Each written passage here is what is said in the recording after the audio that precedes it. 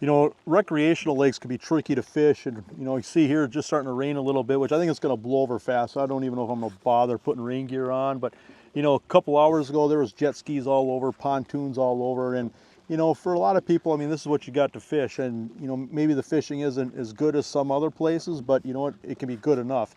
And if there's a couple of tricks for fishing recreational lakes, is first of all, you have to get the jet skis and all the pleasure boats out of your head. I don't think it matters to the fish. I think the fish get used to this. And so if jet skis are driving around, if boats are driving around, I don't think you have to really worry about it spooking the fish. I think these fish get acclimated to whatever's going on above them. But with that being said, a lot of these lakes can be really clear lakes, and if there's one thing, one tip, especially for this time of year, it's a little after the 4th of July, but from here on out, until the kids go back to school, fish the shade during the day. And so a lot of times, you look at your north-facing structures, your deep weed lines. My favorite types of locations are basically a wall of weeds, where either you have short weeds on a sharp break, or you've got really tall weeds where they just cast that shadow.